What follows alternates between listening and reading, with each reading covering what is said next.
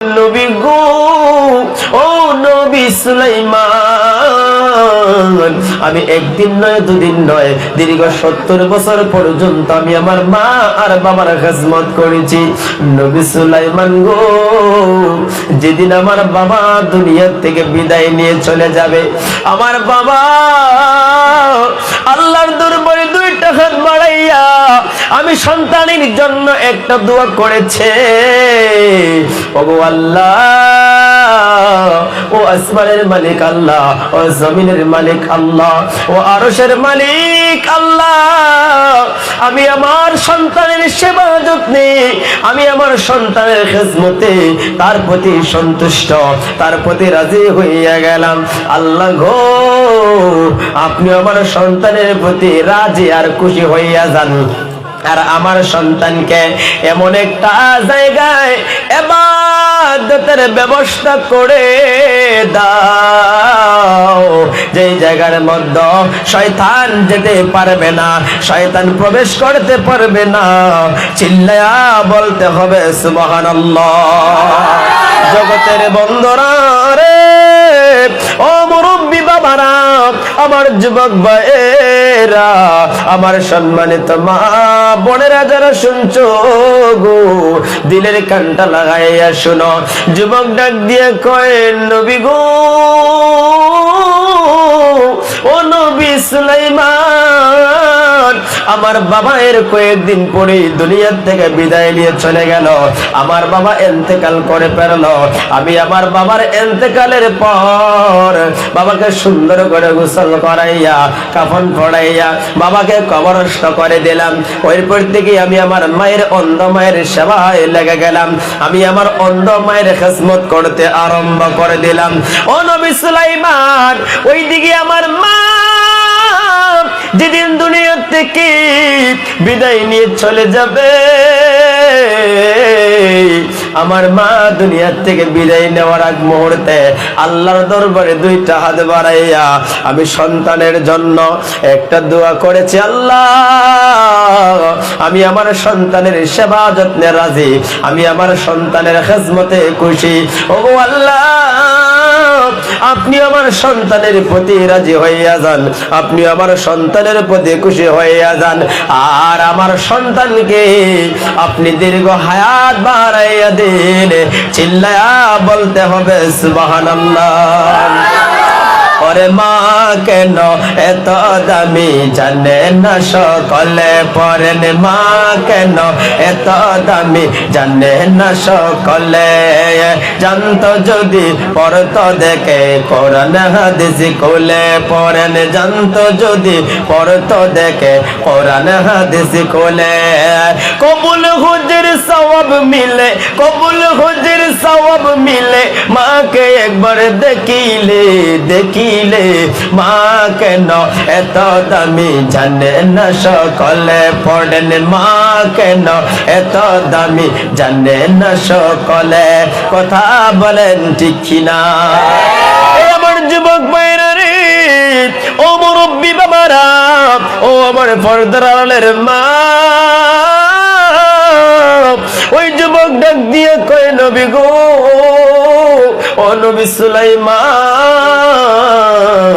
আমার মা বিদায় নেওয়ার আগ মুহূর্তে আমি সন্তানের জন্য আল্লাহর দরবারে একটা দোয়া করলো। ওই দোয়াটা আমার আল্লাহর দরবারে কবুল হইয়া গেল। নবী গো, এর কিছুক্ষণ পরেই আমার গর্ভধারিণী মা, আমার দুঃখিনী মা দুনিয়া থেকে বিদায় নিয়ে চলে গেল। মা, ও যুবক, মায়া বন্ধন, বাবা এমন দন, বাবা হায়াত থাকতে বুঝতে পারো না, মা জীবিত থাকতে বুঝতে পারে না। যেদিন মা দুনিয়া থেকে বিদায় নিয়ে চলে যায়, যেদিন বাবা দুনিয়া থেকে বিদায় নিয়ে চলে যাবে রে, ওই দিনে কিন্তু সন্তান বুঝতে পারে আজকে সে জন্মের মতন এতিম হয়ে গেল। যে দুঃখিনী মা হাই করেছে লালন, আমায় করেছে লালন। আমি কেমনে দেব ওই দুঃখিনী মায়ের দাফন, যেই দুঃখিনী মা হায়রে আমায় করেছে লালন, আমায় করেছে লালন।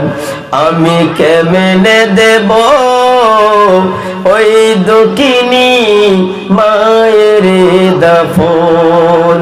মাগো তোমার মতো লয় না কেহ আমায় বুকে টানি, আঁচল দিয়ে মুছে না কে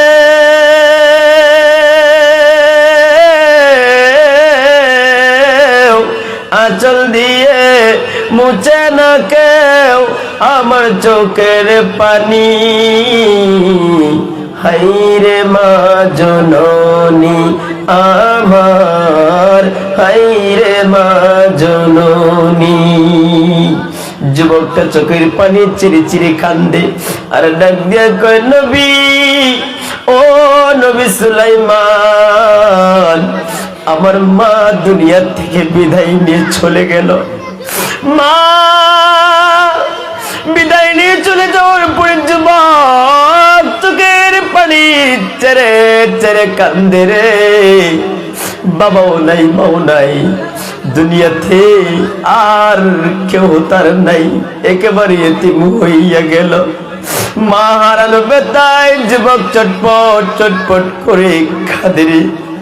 মা হারানোর বেতায় যুবকের কলিজাটা ফাইটা যেন যাইতেছে। যুবক ভাই, সময় থাকতে মায়ের খেদমত করো রে, সময় থাকতে বাবার খেদমত করো।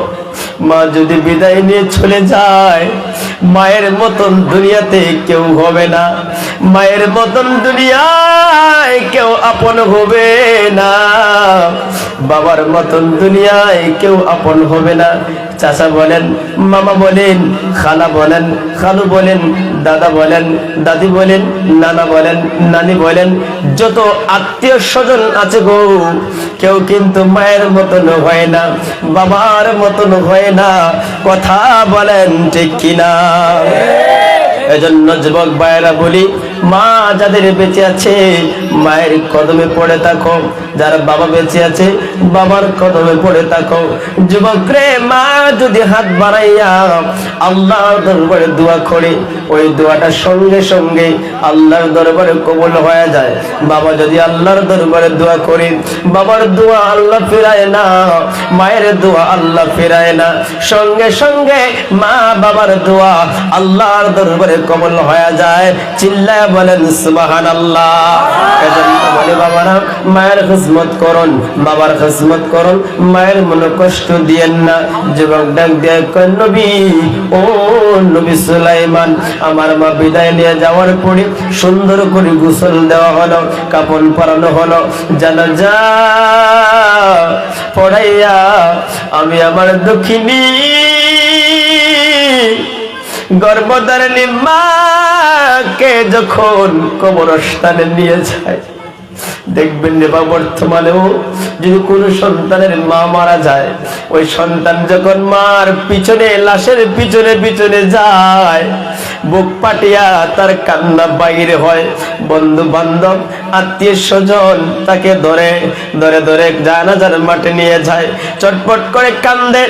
আর পাড়া প্রতিবেশী বলে, এরে আব্দুল্লাহ, এ আব্দুর রহমান, কাঁদিস না, কাঁদিস না রে, মানুষ জন্মেছে, মৃত্যু একদিন হবেই।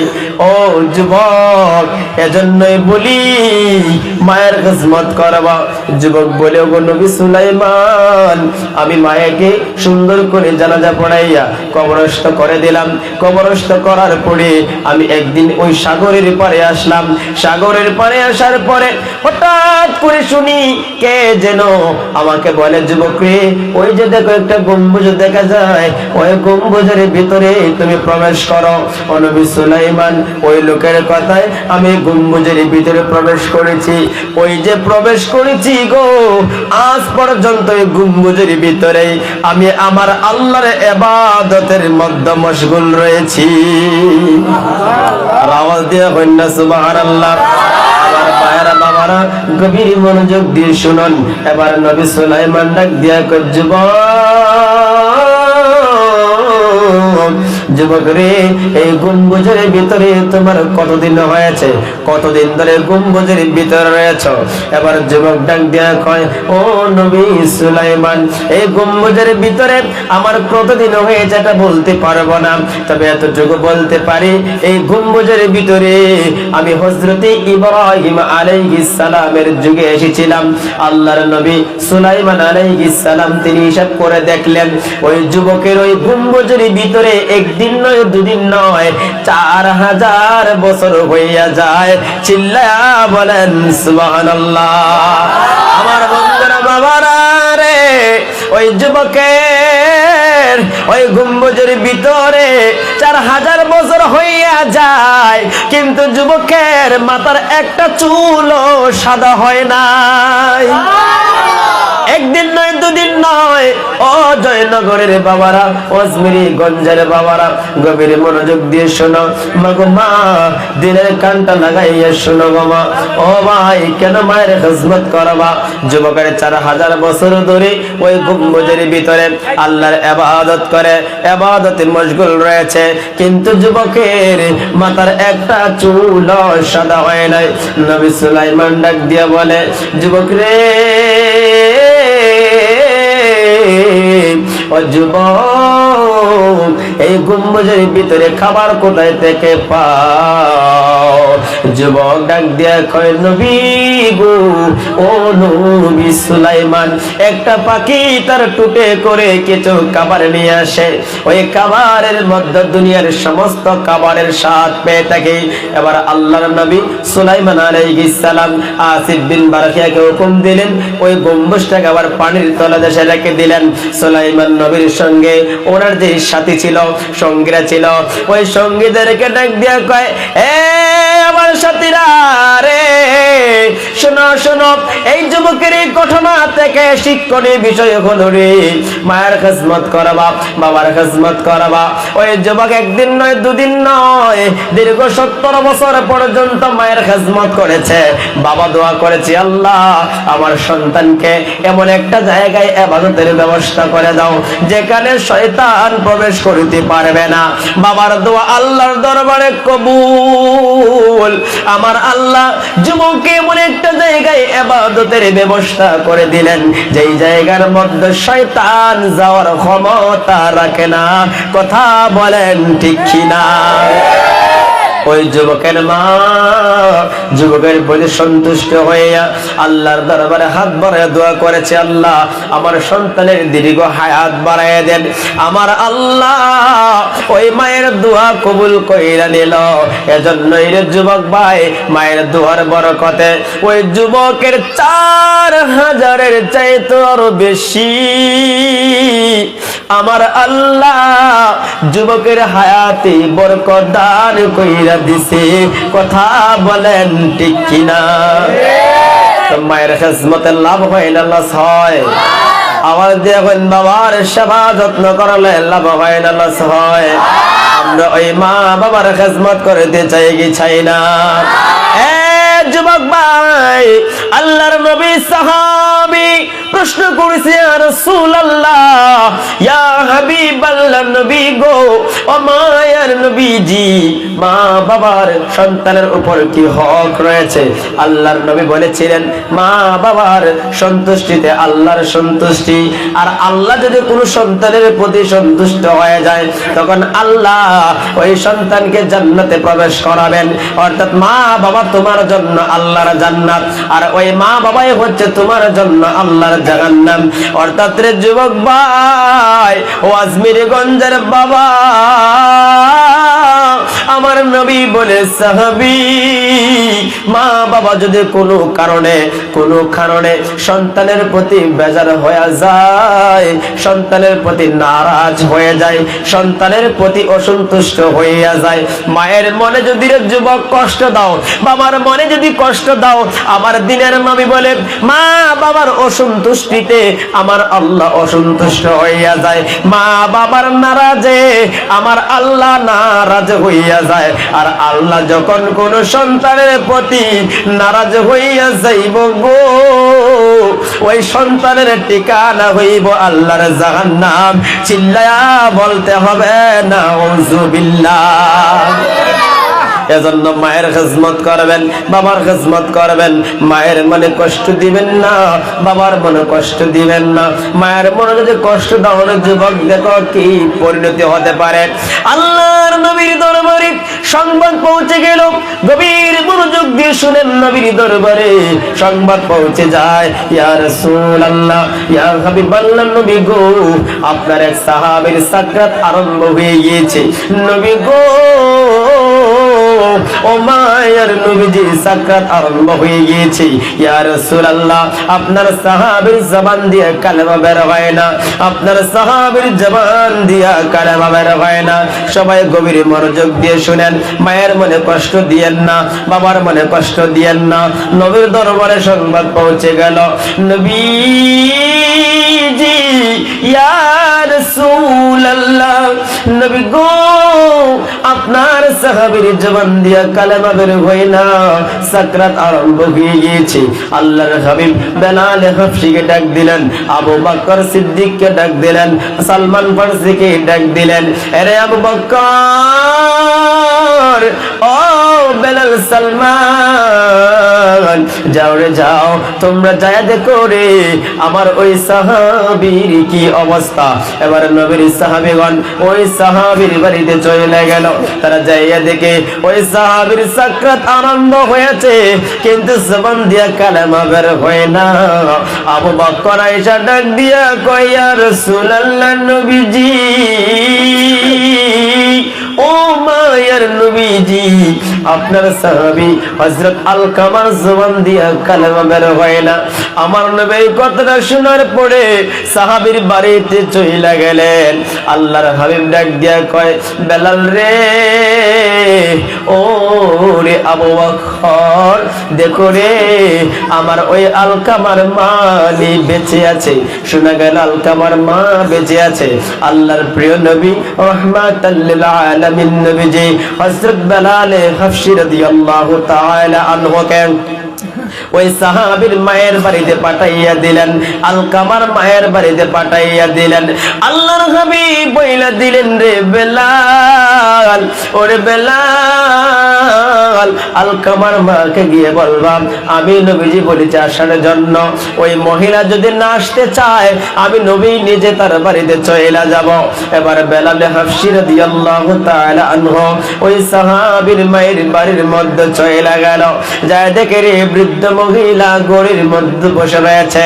হযরত বেলাল হাফসি ডাক দিয়ে কয়, ও আলকামার মা, ও আলকামার মা, আমি আল্লাহর নবীর সাহাবী হযরত বেলাল, আল্লাহর প্রিয় নবী রাহমাতাল লিল আলামিন নবী যে পাঠাইলেন আপনার কাছে নবীর দরবারে যাওয়ার জন্য। নবীর কাছে যাওয়ার জন্য যদি আপনি না যাইতে পারেন আল্লাহর হাবিবি আপনার কাছে চলে আসবেন। আলকামার মা ডাক দিয়ে কয়, রে বেলাল, ওরে বেলাল কি শুনাইলি, কি শুনাইলি? নূরের নবী রাহমাতাল লিল আলামিন নবীজি বলেছেন যাওয়ার জন্য। নবী কেন আসবে রে? আমার তো ভাগ্য বড় ভালো, আমি হেঁটে হেঁটে ওই নূরের নবীর কদমে চলে যাব। ও আজমিরগঞ্জের বাবা, ও আজমিরগঞ্জের যুবক, ও পর্দার আড়ালের মা যারা শুনছো গো, গভীর মনোযোগ দিয়ে শুনো গো মা, দিলের কানটা লাগাইয়া শুনো। কেন রে নবীর প্রেমে পড়িয়া যাইবা? এবার আলকামার মা হাঁটতে হাঁটতে আল্লাহর নবীর কদমে চলে যায়। আমার নবী ডাক দিয়ে কয় মা গো মা, আমার আলকামার জবান দিয়া কালেমা বের হয় না গো মা, আমি জানতে চাই আমার আলকামার আমলটা কেমন ছিল, আমার আলকামার আমল কেমন ছিল গো মা। আলকামার মা ডাক দিয়ে কই ইয়া রাসূলুল্লাহ নবীজি, ও মায়ের নবী গো, আমার আলকামার আমল তো বড় ভালো ছিল নবী গো, আমার আলকামার নামাজের কোনো কমতি ছিল না। ইয়া রাসূলুল্লাহ, ইয়া হাবিবাল্লাহ, সে তাহাজ্জুদের নামাজ পড়েছে, ওয়াক্ত মতো নামাজ আদায় করেছে নবী গো, বেশি থেকে বেশি পরিমাণে নামাজ পড়েছে, তার জীবনের নামাজের কোনো কমতি ছিল না।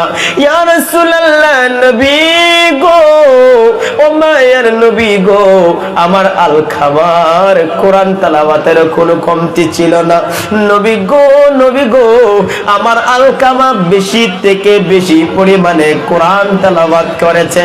ইয়া রাসূলুল্লাহ নবী, ওগো রাহমাতাল লিল আলামিন নবী, আমার আলকামা এত বেশি পরিমাণে আল্লাহর রাস্তায় দান করেছে। ইয়া রাসূলুল্লাহ, তার দান সাদকা গুলি গনে গনে গনে গনে শেষ করা যাবে না। চিল্লায়া বলেন সুবহানাল্লাহ।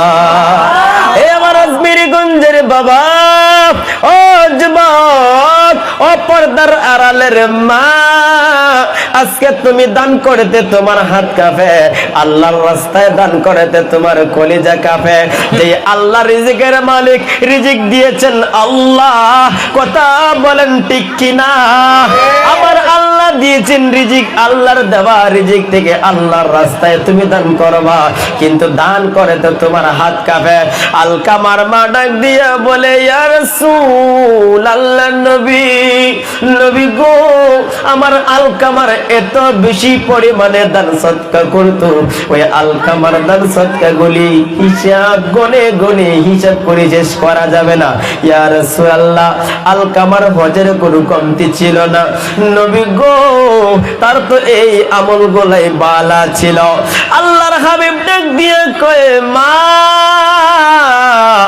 মাগো মা, আপনি যে হিসাব দিয়েছেন এই হিসাব অনুযায়ী আমার আলকামার আমল তো খুবই বালা। মাগো মা, তবুও কেন তার জবান দিয়া কালেমা বের হয় না? আমার তো মন মানে না, আমার তো মন মানে না, নিশ্চয় কোনো জায়গায় সমস্যা হয়েছে। মাগো মা, নিশ্চয় কোনো না কোনো জায়গায় সমস্যা হয়েছে। আলকামার মা ডাক দিয়ে কয় ইয়া রাসূলুল্লাহ নবী, নবী গো, ও মায়ার নবী গো, আমার আলকামার একটা সমস্যা আছে নবী গো, ওই সমস্যাটা হইল আমি মায়ের চাইতে তার বউকে বেশি প্রাধান্য দিত নবী গো, আমি মায়ের চাইতে তার বউয়ের কত বেশি শুনতো। ওরে আজিম, ওরে জয়নগরের বাবারা, আজমিরি গঞ্জের বাবারা, মায়ের চাইতে বউকে বেশি প্রাধান্য দিও না। মা তো মা, মা সবার উপরে, মায়ের মতন কেউ হয় না, কথা বলেন ঠিক কিনা? এ যুবক ভাই, আল্লাহর হাবিব ডাক দিয়া কইয়া মা, মাগো মা, ওই কারণেই তুমি তার প্রতি বেজার, আমার আলকামার প্রতি তুমি অসন্তুষ্ট গো মা। অসন্তুষ্ট হওয়ার কারণে আমার আলকামার জবান দিয়া কালেমা বের হয় না। মাগো মা, আমার আলকামাকে তুমি ক্ষমা কইরা দাও। আলকামার প্রতি সন্তুষ্ট যতক্ষণ পর্যন্ত হইবা না, ততক্ষণ পর্যন্ত গো মা, আমার আলকামার জবান দিয়া কালেমা বের হইব না। ওই বৃদ্ধ মহিলা ডাক দিয়ে কয় ইয়া রাসূলুল্লাহ নবী গো, ও মায়ের নবীজি, আমি আলকামাকে মাফ করতে পারবো না, আলকামাকে ক্ষমা করতে পারবো না। আল্লাহর হাবিব সাহাবা সাহাবীদেরকে ডাক দিয়া বললেন, রে আমার সাহাবীরা, এ আবু বকর, ও সালমান ফারসি, ওরে বেলাল, কাঠ আনরে, লাকড়ি আনরে। লাকড়ি আনা হলো, একত্রিত করা হলো, ওই লাকড়ির মধ্যে আগুন জ্বালিয়ে দেওয়া হলো। আলকামার মায়ের সামনে যখন আগুন জ্বালাইয়া দেওয়া হয়, আল্লাহর হাবিব বলে, রে সাহাবীরা, আমার আলকামাকে বের করে নিয়ে আসো। আলকামার মা একটা ডাক দিয়া কয়, ইয়া রাসূলুল্লাহ, নবীজি, ও গো মায়ার নবীজি, লাকড়ি আনলেন, আগুন ধরাইলেন, আবার আলকামাকে কেন আনার জন্য বললেন গো নবীজি?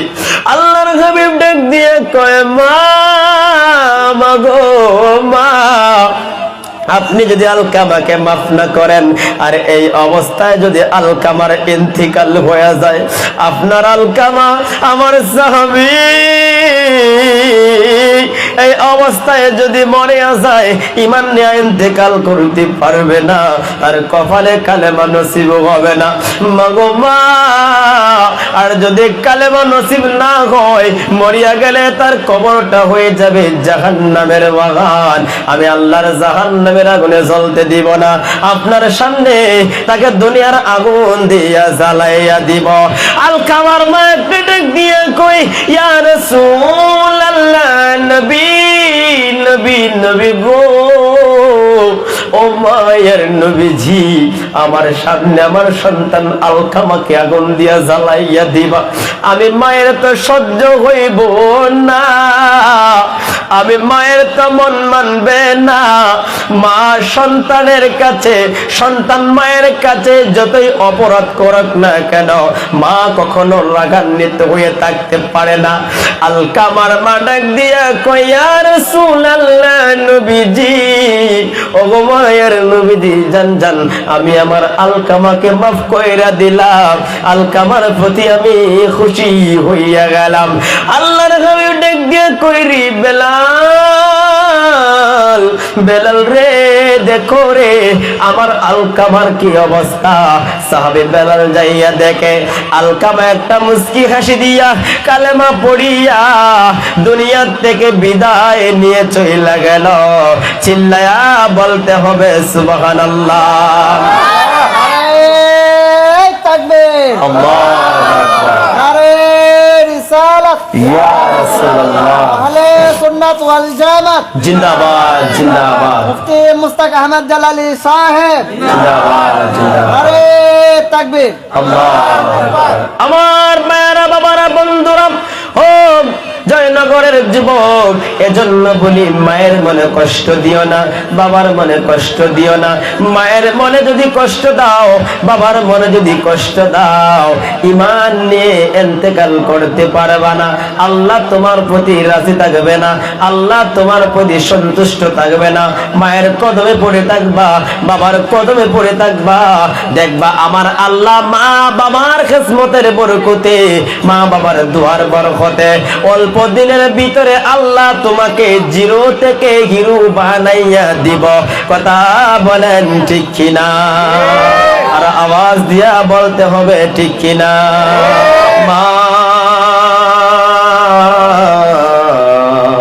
আমার আগে যেও না গো মরি, ও মা আমার আগে যেও না গো মরি।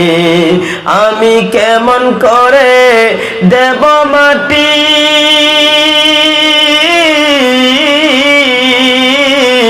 আমি কেমন করে দেব মাটি তোমারি কবরে। মা আমার আগে যেও না